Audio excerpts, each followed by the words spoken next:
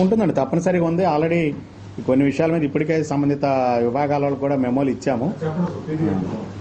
అదే మీరు పత్రికల్లో ఏవైతే కొన్ని అవకతవకలు జరిగినాయని యాడ్వర్స్ న్యూస్ వచ్చినాయో వాటి మీద సవివరమైనటువంటి నివేదిక ఇవ్వాలని చెప్పి సంబంధిత విభాగ అధికారులు కూడా నోటీసులు మెమోలు ఇచ్చాము. సమాచారం తీసుకొని ఎక్కడైనా జరిగితే సంబంధితులపైన చర్య తీసుకోవడానికి ఉంటుంది. అయితే సమాచారం అసలు ఏమాత్రం ఆఫీస్ నుంచి తీసుకోకుండా కొన్ని ఊహాజనితంగా రాస్తున్నారు. దయచేసి అదే అదే అందరికీ నేనంటే ఇప్పుడు పర్టికులర్ గా ఒక్క పేపర్లో రాశారు చెప్తానండి. కొన్ని ఒకటో రెండో రాశారు అనుకోండి, జనరల్ ఒకటో రెండు రాశారు, వాళ్ళ వరకు రిజైండర్ ఇస్తాం. కానీ జనరల్ గా మీరేమంటారంటే అసలు మాకు మేము రాయని దాన్ని మాకెందుకండి అనేది ఉంటుంది జనరల్. ఓకే, మీరు అందరూ కామన్ గా చెప్పడానికి కామన్ గా చెప్తాను. ఇది యాక్చువల్ గా మనం పెట్టుకుంది అంటే దీని గురించి అనుకున్నాం. సరే, మీరు పాఠాన్ని పరిస్థితి మనం కలిసాం కాబట్టి మరి అడిగారు. ఇప్పుడు ఉదాహరణకి అయితే 400 ఫ్యాన్లు కొన్నారు అన్నారు. అవి 400 కొన్నారా 40 కొన్నారా అనేది ఆఫీస్ వివరణ లేకుండా అడిగారు. అది 40 ఫ్యాన్లు కొంటే 400 అని రాశారు. అది అక్షర దోషమా లేకపోతే ఇంకొక రకమా, ఏం జరిగింది అనేది కొంత వివరణ తీసుకుంటే బాగుండేది. అందుకని ఏదైనా అంటే మీకు తెలియని విషయం కాదు, వాస్తవం 40 కొన్నది. దానికి కొన్నవి కూడా ఎక్కడెక్కడ వాడింది వివరాలు ఉన్నాయి, సమాచారం ఉన్నాయి. 40 కొన్నవి ఎక్కడెక్కడ వాడుతుంది, మిగిలిన ఎక్కడ ఉన్నాయి అన్ని వివరాలు ఉన్నాయి. ఆ సమాచారం కూడా తీసుకున్నాం. సంబంధితులు ఇది వచ్చినప్పుడు, ఇంత విషయం వచ్చినప్పుడు మీరు ఎందుకు ఇమీడియట్ గా స్పందించలేదని చెప్పి వాళ్ళని కూడా మేము అడిగాము, చర్య తీసుకుంటున్నాం. అందువల్ల మిగిలినవి కూడా చేస్తున్నాం. దయచేసి నా అపీల్ ఏంటంటే మీ అందరికీ, మీకు సమాచారం ఏదైనా వస్తుంటుంది, ఆరోపణలు కానీ వచ్చినాయి, మీరు గమనించినవి ఉండొచ్చు, ఎవరో వాళ్ళు చెప్పినవి ఉండొచ్చు, ఏదైనా ఉంటే దాన్ని ఆఫీస్ నుంచి కూడా దయచేసి వివరణ తీసుకొని రాస్తే దాని తదుపరి కూడా దాన్ని సానుకూలంగా లాజికల్ గా మనం చర్య తీసుకోవడానికి మీరు రాసిన న్యూస్ ప్రయత్నం కూడా ఏంటి, పబ్లిక్ మనీ దుర్వినియోగం కాకుండా ఉండాలి, ప్రజలకి సర్వీస్ అందాలనేటువంటిది మీ ఉద్దేశం కూడా నెరవేర్చడానికి కూడా అనుకూలంగా ఉంటుంది. దయచేసి కొంత ఆఫీస్ వివరణ కూడా తీసుకోండి. సంబంధితమైన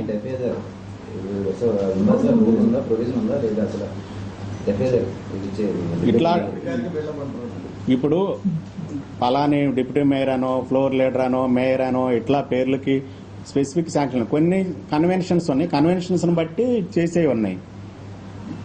ఇప్పుడు రూల్స్ లో కానీ అక్కడ చెప్పాలంటే వాళ్ళ సపరేట్ ఛాంబర్లో అవి ఉండాలి, ఇవి ఉండాలని రూల్స్ లేవు.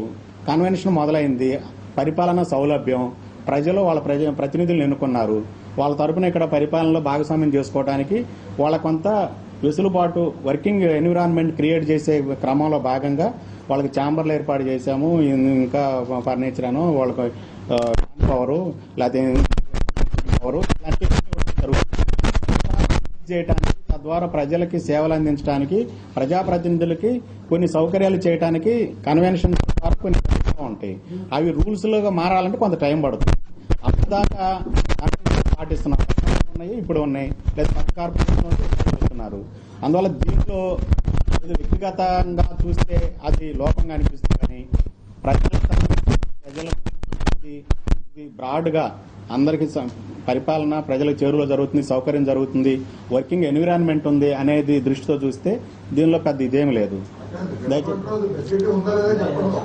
అదే కన్వెన్షన్ ఉంది అంటే సంప్రదాయం ఎక్కడ పక్కన ఉంది. ఇప్పుడు ఎక్కడో చోట మొదలవుతుంది. సరే, మాకు ఇప్పుడు మీరు అన్నారు కాబట్టి వేరిచ్చారా లేదనేది లేదు. ఇప్పుడు ఇక్కడ లేదంటే ఇప్పుడు ఛాంబర్ కట్టమని ఎప్పుడు మొదలైంది, ఎక్కడో చోట బిగిన్ అవుతుంది. సంప్రదాయం అనేది ముందు ఒక చోట బిగిన్ అవుతుంది.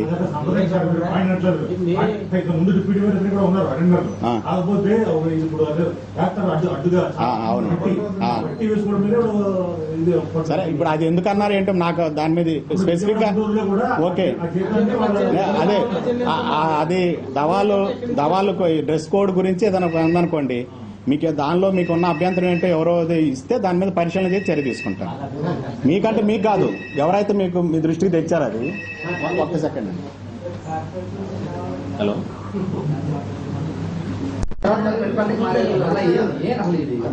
సహకరించలేదని మేయర్ డిప్యూటీ మేయర్ దగ్గర కాన్సలర్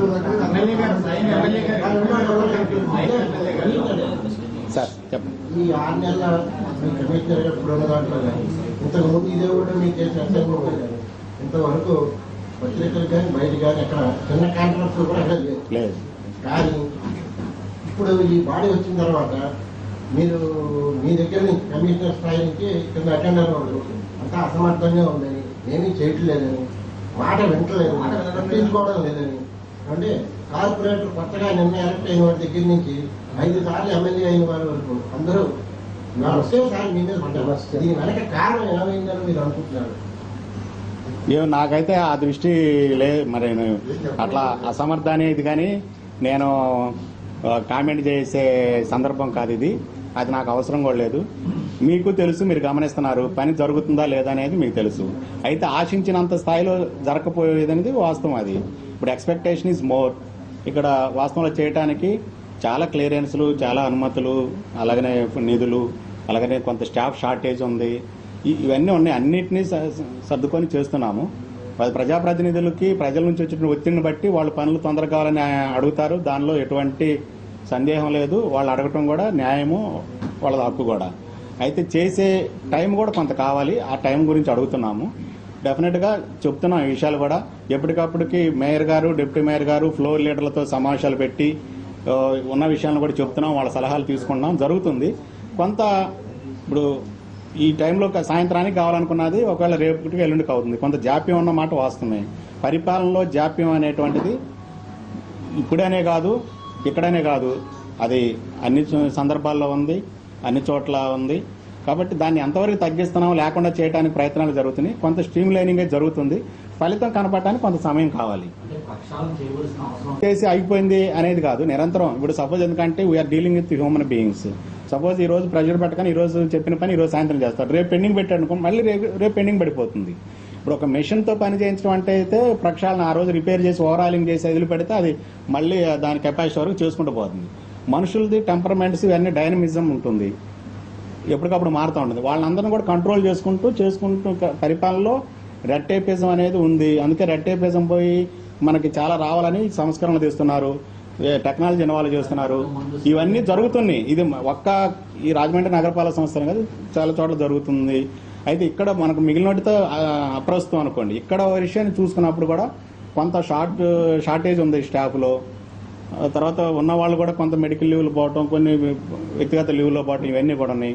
తర్వాత క్లియరెన్స్లు తీసుకోవటంలో సిస్టంలో ఉన్నటువంటి మెకానిజం దృష్టిలో ఆ ఫ్రేమ్లోనే పనిచేయాలి. కానీ అవుట్ ఆఫ్ ది ఫ్రేమ్, ఆ చట్టం దాటి బయట మనం చేసేటప్పుడు కొంత ఇబ్బంది ఉంటుంది. వాళ్ళకేం బయట నుంచి పని కావాలనేది ఉంటుంది, కానీ పని చేయడానికి ఇక్కడ ఉన్నటువంటి నియమాలు, నిబంధనలు, టైం ఫ్రేమ్ ఇవన్నిటి కూడా కామన్ మ్యాన్కి కానీ సిటిజన్కి అవసరం. వాళ్ళు ఈ పని అంటారు. ఆ పని చేయడానికి కొంత ఇబ్బంది ఉంటుంది.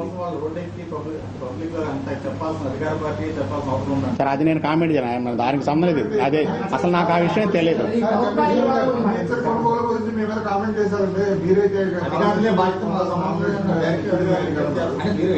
నాకు అది నాకు ఓకే చెప్పు. వాళ్ళకి తెలుసు, అవన్నీ వేరే సంగతి. ఇప్పుడు టెండెన్సీ ఎలా ఉందంటే నువ్వు మేము చెప్పినట్టు వింటే ఉంటావు, లేకపోతే వెళతావు అనే ధోరణి క్లియర్ గా కనబడుతుంది. నాకు ఇప్పుడు దాని మీద కామెంట్ చేయాల్సిన ఇది లేదండి. ఈ వ్యవస్థని ఇది పెద్ద ఇప్పుడు మీరు చాలా అనుభవం, చాలా సీనియర్ పాత్రికేయులు, ఇప్పుడు వచ్చిన వాళ్ళు కూడా సమాజంలో కానీ పరిపాలనలో కూడా తెలిసిన వాళ్ళు, ఈ అవగాహన ఉన్నటువంటి వాళ్ళే. ఈ వ్యవస్థని చేయటానికి చర్చించుకునేటువంటి సందర్భం ఇది కాదు. మీరు అవసరం మీరు ఏదన్నా వేదిక ఏర్పాటు చేయండి, తప్పనిసరిగా ఆ రోజు మనం చర్చించుకుందాం, అందరూ అభిప్రాయాలు తీసుకుందాం. ఏంటది? ఓకే, దాని మీద ఏంటంటే యాక్చువల్గా మనకి ఒక city planar post, 2 deputy city planar పోస్టులు ఉన్నాయండి. ఓకే, లేదు, ఒక సిటీ ప్లానర్, ఒక డిప్యూటీ సిటీ ప్లానర్, 2 పోస్టులు ఉన్నాయి. అది ముందు చెప్పింది కరెక్షన్ చేసుకోండి. ఒక సిటీ ప్లానర్, ఒక డిప్యూటీ సిటీ ప్లానర్, 2 పోస్టులు ఉన్నాయి. మనకి సిటీ ప్లానర్ పోస్టు ఫిలప్ చేయలేదు. Only deputy city planar cadre ఉన్నటువంటి ఉద్యోగిని ముందు వి రామ్ కుమార్ అనే అతన్ని పోస్ట్ చేశారు ఇక్కడ. అతను వచ్చి జాయిన్ అయ్యాడు. జాయిన్ అయిన తర్వాత నెక్స్ట్ పోస్ట్ ఖాళీ ఉంది కాబట్టి ఎవరైతే అందుబాటులో హైయెస్ట్ ఎవరు ఉంటారో వాళ్ళకి ఇన్ఛార్జ్ పెడతాం. అది ఏ ఆఫీస్లోనే ఎక్కడైనా. ఇప్పుడు సపోజ్ ఇప్పుడు నేను కమిషనర్కి లీవ్ పెడితే నా బదులు ఎవరో ఒకళ్ళు ఇన్ఛార్జ్ చేయడానికి డిప్యూటీ కమిషనరో లేకపోతే సీనియర్ ఎంహెచ్ఓనో ఎస్సీనో ఎవరో ఒకళ్ళు ఉంటే వాళ్ళని ఇన్ఛార్జ్ పెడతాం.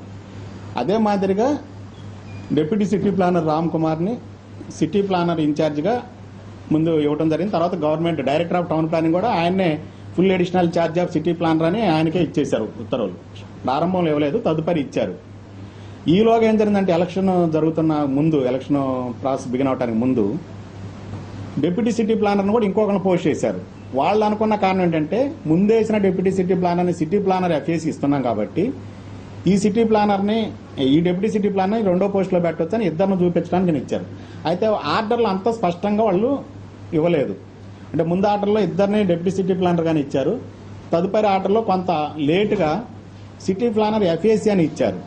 జనరల్గా అక్కడ ఏమి ఇవ్వాలంటే ఓన్ పేనో వర్కింగ్ అరేంజ్మెంటోనో సిటీ ప్లానర్ అని ఈ పోస్టులో ఏమైనా చూపించి ఒక అతన్ని, రెండో అతన్ని డిప్యూటీ సిటీ ప్లానర్ చూపిస్తే మనకి ఇబ్బంది వచ్చి ఉండేది కాదు. కాకపోతే ట్రెజరీలో పోయినప్పుడు ఒక పోస్టుకి ఒకళ్ళ క్లెయిమే రావాలి, శాలరీ క్లెయిమ్. రెండోది వచ్చింది కాబట్టి ఇది కుదరదు అని చెప్పేసి పంపించారు. పంపిస్తే ఆ విషయాన్ని మనం డైరెక్టర్ కూడా రాశాము. డైరెక్టర్ కూడా రాస్తే వాళ్ళు రివైజ్డ్ ఆర్డర్స్ ఇస్తా ఉన్నారు. ఆ ప్రాసెస్ అట్లా ఉంది.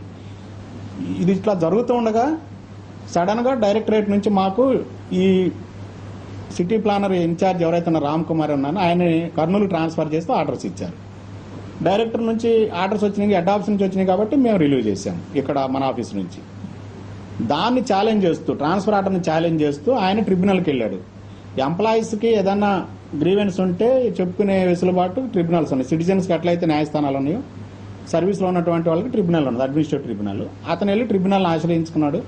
ఆయన చెప్పుకొని వచ్చిన వెర్షన్ ఏదో చెప్పాడు. డైరెక్టర్ నుంచి వచ్చినటువంటి ఆర్డర్ వ్యతిరేకం. ఎందుకంటే నేను వచ్చి 4-5 నెలలు కూడా కాలేదు, నన్ను అర్ధాంతరంగా కారణం ఏం చెప్పుకోకుండా ట్రాన్స్ఫర్ చేస్తున్నారని ఆయన ఏదో కోర్టుని ఆశ్రయించి కోర్టు ఉత్తర్వులు తెచ్చుకున్నాడు. కోర్టు ఉత్తర్వులు ఇచ్చింది, డైరెక్టర్ ఏదైతే ట్రాన్స్ఫర్ కర్నూలు చేస్తూ ట్రాన్స్ఫర్ ఆర్డర్ ఇచ్చారో అది క్యాన్సిల్ చేస్తూ యాజ్ యూజువల్గా ఇక్కడే రాజమండ్రిలోనే సిటీ ప్లానర్గా అతను కంటిన్యూ చేయమని ఆర్డర్ ఇచ్చారు.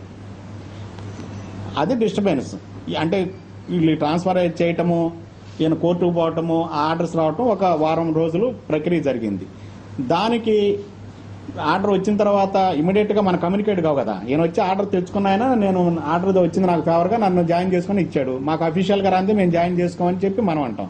ఎందుకంటే ఏది పడితే అది నమ్మటానికి ఉండదు కదా. ఊరిగా ఒకటి జెరాక్స్ కాపీ పెట్టే చేస్తే మనం చేయడానికి ఉండదు. కన్ఫర్మేషన్ చేసుకున్నాకే అలో చేస్తామని మనం 2 రోజులు వెయిటింగ్ పెట్టాం. కన్ఫర్మేషన్ చేసుకున్నాం, కోర్టు ఆర్డర్ ఇచ్చింది వాస్తవం తేలింది. కోర్టు ఆర్డర్ను మనం పాటించాలి, బద్దులై ఉన్నాం. మనం సిస్టంలో ఉండేవాళ్ళం కోర్టు ఆర్డర్ని ఉల్లంఘించడానికి లేదు. మళ్ళీ అది కోర్టు ధిక్కార కేసు కింద మా మీద కేసు అవుతుంది. కాబట్టి కోర్టు ఉత్తర్వుల కింద ఆయన పరిగణలో తీసుకున్నాం. అయితే ఆయన రాగానే తీసుకోవడానికి వీలు కాదు. ఆయన చెప్పగానే వితౌట్ అథారిటేటివ్ ఆర్డర్ లేకుండా నేను తీసుకోవడం లేదంటే ఈ లోపల కమిషనర్ జాయిన్ చేసుకోలేదు అని రకరకాలు ఇది ఉంది. బయట సమాచారం లేకుండా నా వివరణ అడగకుండా రకరకాల అభిప్రాయాల్లో అటు ఇటు ఎక్స్చేంజ్ అయిపోయినాయి.